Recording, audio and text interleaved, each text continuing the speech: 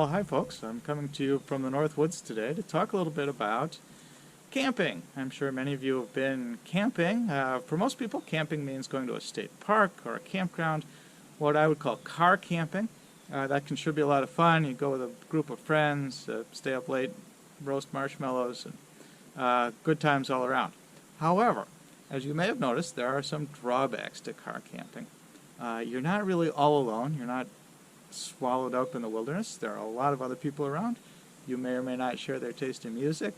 You may not like the car alarms going off at all hours of the night. You may not like the strict rules and regulations. And so a lot of folks, when they think of camping, are looking for an alternative to that car camping experience where they can really be alone and be sort of swallowed up in nature. Get away from it all. Now, when we think about the alternative to car camping, often we think of backpacking. Backpacking is a hardcore experience. I've done it as a younger man. It's a lot of fun. Carrying 40, 50 pounds on your back. You're giving up a lot of creature comforts, though. And sometimes backpacking, you end up at a group campground anyway. For a lot of people, backpacking is not what you'd consider a good time. It's more like work. Well, turns out there's a great middle path, an alternative that's a compromise between car camping and backpacking, where you can really get back to nature and be away from everything, and yet still have a lot of the creature comforts you would have in car camping. And am I giving you a hint by the background here? We're talking about canoe camping or boat camping here in Wisconsin, and in fact, I think in a lot of states there are a lot of campgrounds around remote northern lakes where you can just go in a canoe. Some are big lakes with big boat landings. You can take a power boat. Some, like this, are more rustic. Now, you may say, gee, you know, I could never do that. I don't have a canoe. I don't know how to paddle a canoe. I wouldn't know how to begin. Well, fair enough. That may be accurate in your case. But before you completely write it off, stay with me for a few minutes, and we're going to go through it, and you're going to see what it's like to go canoe camping and what's involved. It's not rocket science. It can be a great outdoor wilderness experience. And it may be a lot more accessible than you realize. So come along, let's go canoe camping.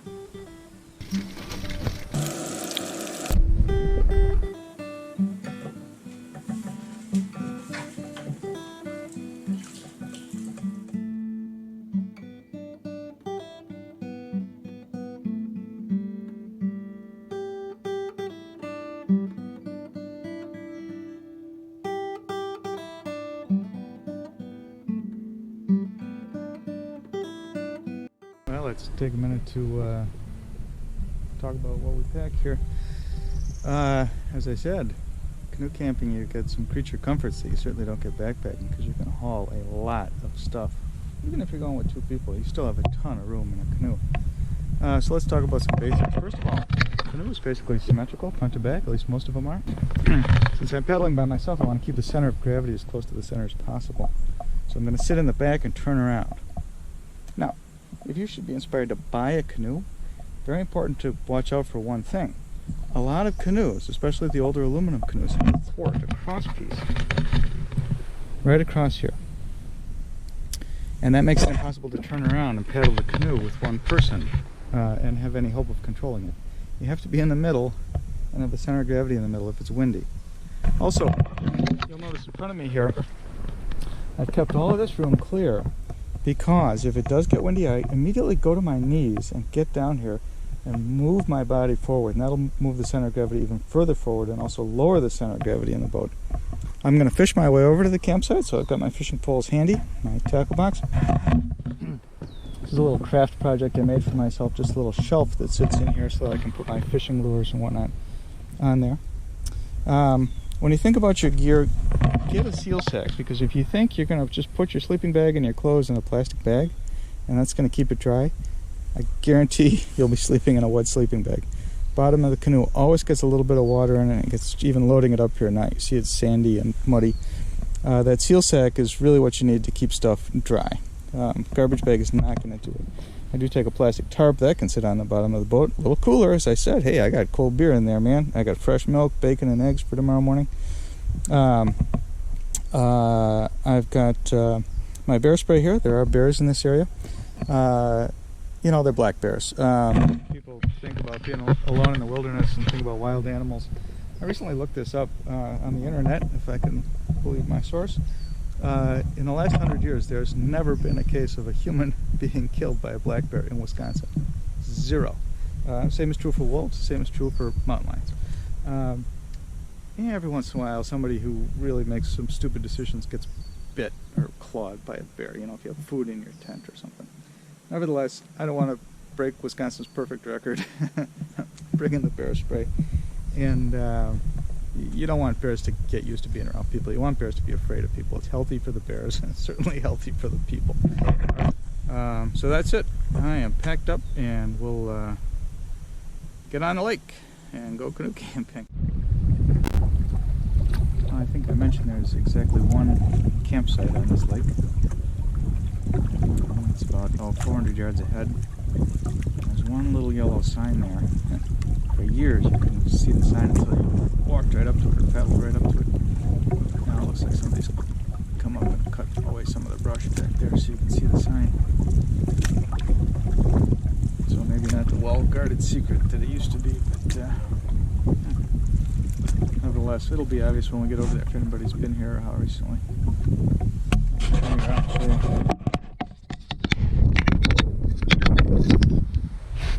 Right up there. You can see a little notch cut through the wild rice, maybe.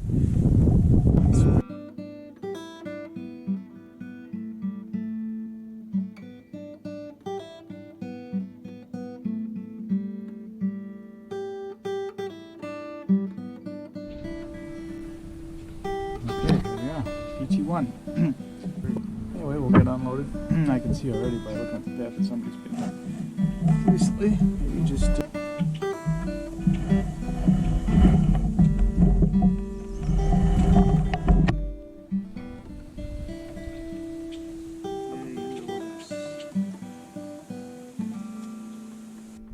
okay, here's the old place. It's clear the DNR's done some maintenance. There was a huge birch tree.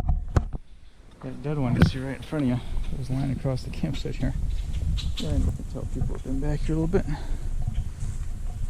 But not occupied today, obviously.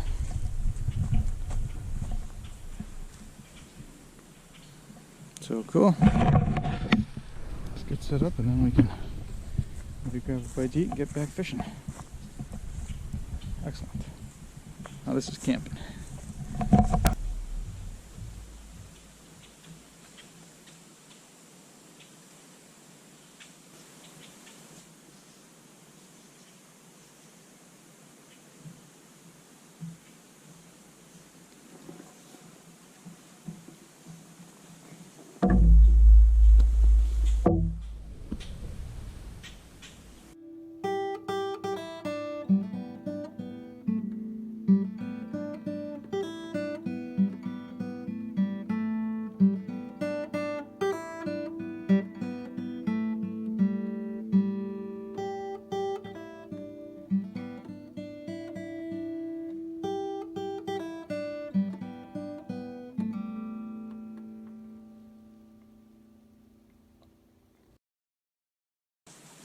So here's kind of a cool, simple trick for getting a line over a branch. I hang a line over that branch there, so I can get some stuff up so I can get some stuff up off the ground, so that the chipmunks and whatnot don't get it. Maybe a little grocery store plastic bag. Grab a little stone, pretty one, quartz in there.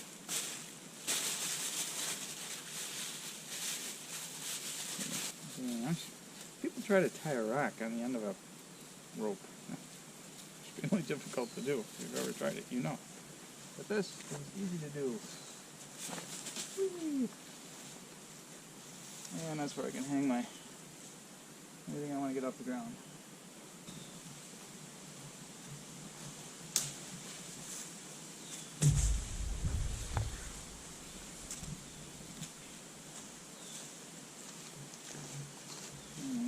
So here's another cool thing about having this AGM battery here. This is a lead battery. SLA, sealed lead acid. This thing weighs about 5 pounds. You would never dream of taking that backpacking. But in a canoe you can carry it. And, oh, look at that. So I can charge my phone. Yeah, I have one bar out here. Cool. But I can also plug in my charger for the GoPro and charge GoPro batteries. Charge GoPro batteries in the iPhone at the same time. This is just something I made myself, but sheet metal just wrapped around there, super crude, but seems to do the job. Anyway, I mention that because it's time to swap out GoPro batteries. Okay, camp is set up. I don't have my rainfly up yet, but I can always set that up later when I finally caught one. Maybe I'm on them.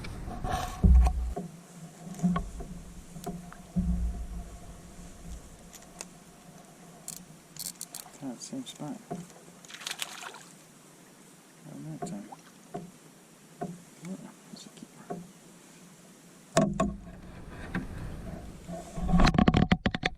That's barely a keeper, but anyway. Strangest thing I've ever seen. I caught a clam.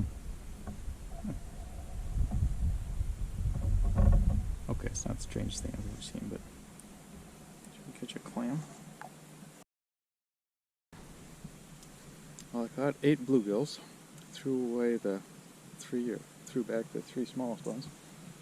So I'll end up with 10 good-sized bluegill fillets.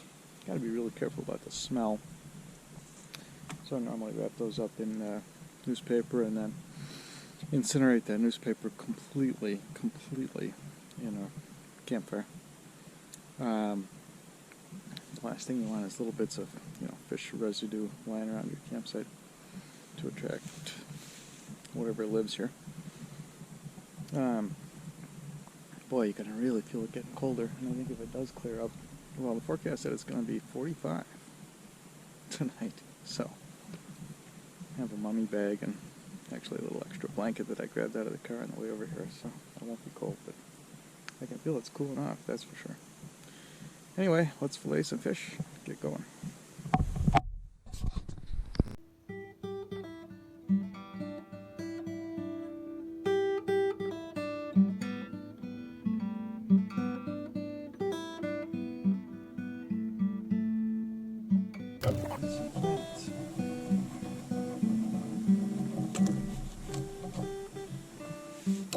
There's one.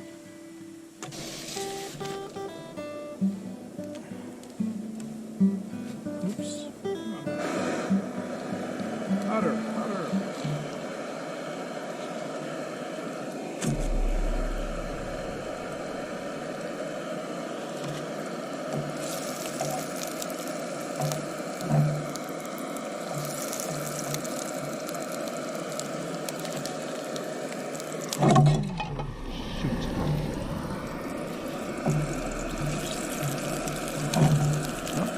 Learn the limitations of this stove.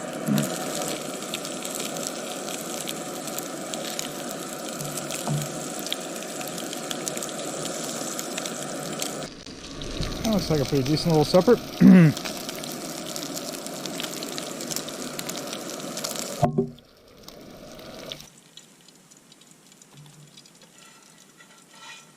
I know what you're thinking. The oil wasn't hot enough. Okay. Sue me.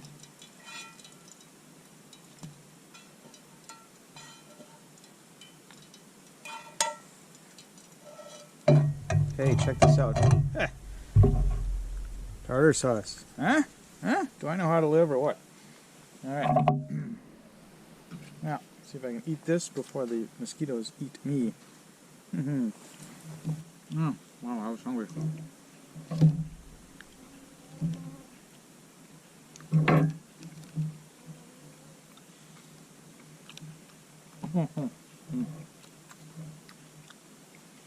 Couldn't get any fresher than that.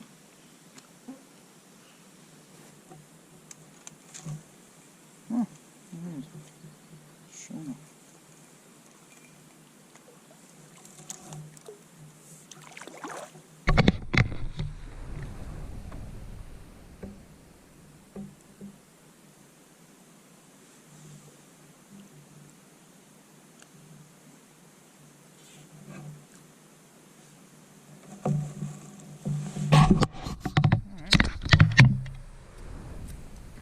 part where I get a fish hook in my thumb. Right on the bunk.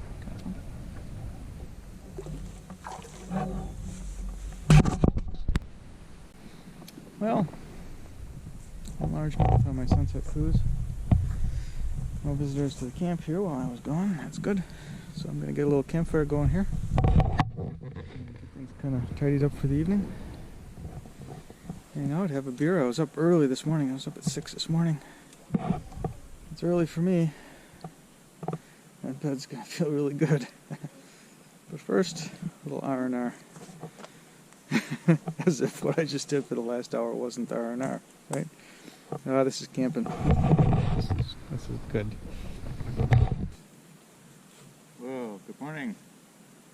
Day 2 in the North Woods. Beautiful day. It's a little on the cool side, but not a cloud in the sky. Should be a great day. I'm going to get some bacon and eggs going here. Mosquitoes are ferocious as always, but that's what this is for.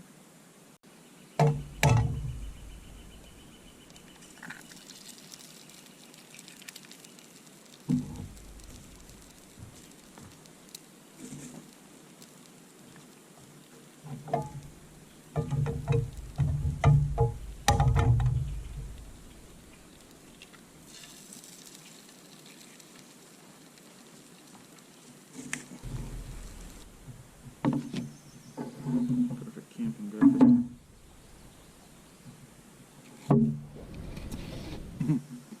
This is good. Brother, I made some ice for the little cooler because I got a couple things in there that could spoil, eggs and the milk. Plenty of ice a mile away, right behind me. So we'll fish our way over to the car, get a little more ice, and then fish some more.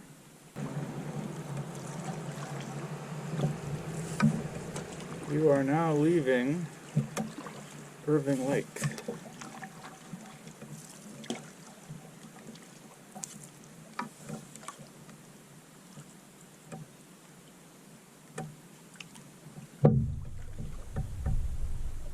There are those who say you can't get from Irving to Ballard. It's not true. You just need the right kind of boat.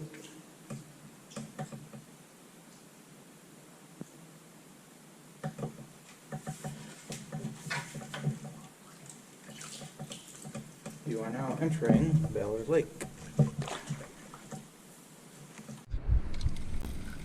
Yeah, got one. Pulling my dirt over here. I feel like a very big one.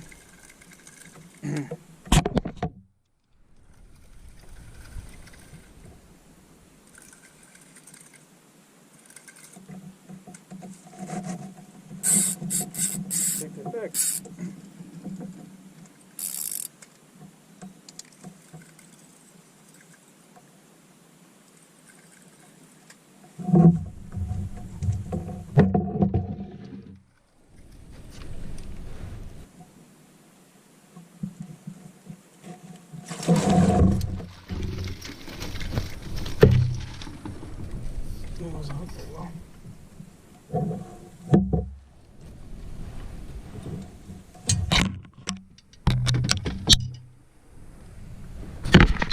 Glad we have that for supper. Anyway. Damn it! Oh!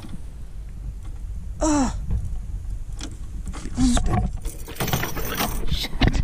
Unbelievable. I pulled that fish up to show it, and I could see that the clasp was unhooked. Like that, it was just hanging in his mouth. So I tried to pull him up real quick and it popped off. Unbelievable.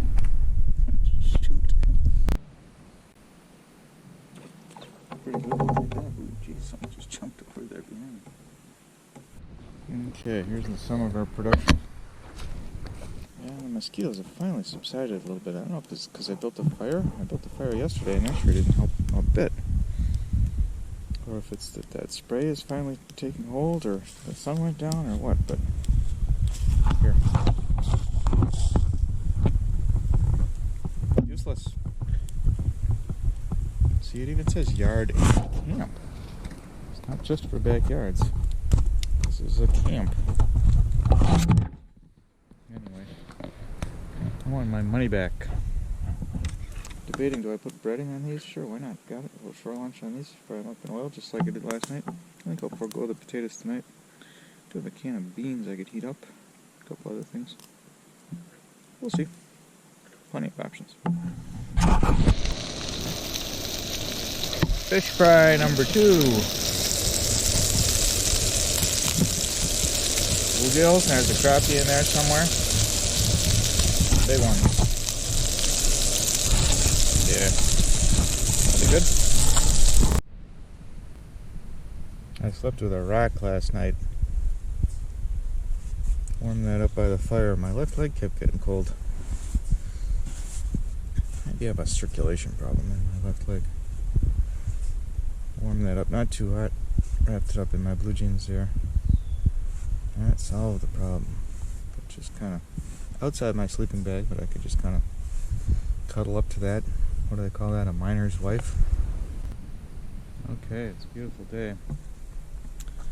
Got a whole perfect day ahead of us in the North Woods. For breakfast, I thought we'd have some oatmeal.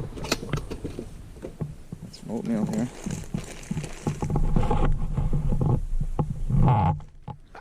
Just kidding. We have bacon and eggs left.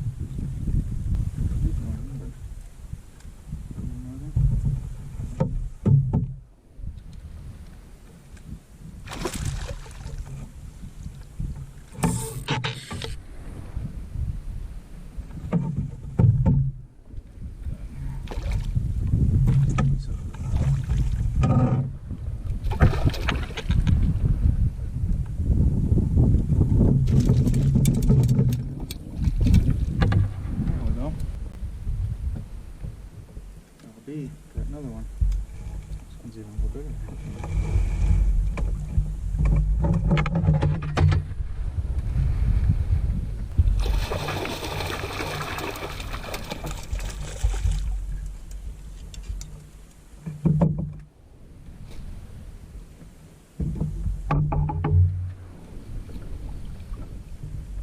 Cool.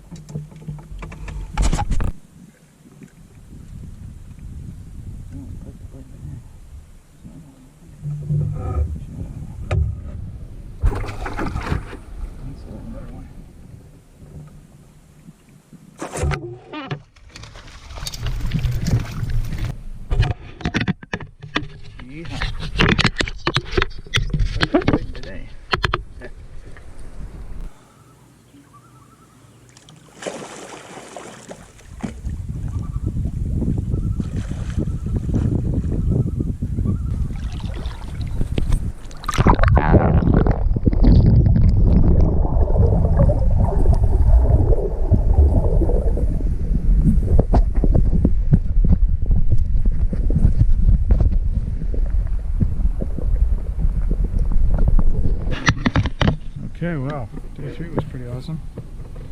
Filled up the cooler with pike fillets and got those in the cooler in the car, since I was in the car anyway. Went to the local watering hole and had a burger and some fries and connected with the Wi-Fi and checked the brewer's score and that kind of thing. Reconnecting with civilization, but now I'm back in the wilderness. Everything appears to be just as I left it, including the ferocious mosquitoes. So I'm going to gather up some firewood and maybe I'll get a little fire going for a smudge here. And pretty full. I'm not going to make bluegills for supper tonight. Just gonna hang out by the fire and chill out, and maybe read the paper, and maybe turn in early. Good day.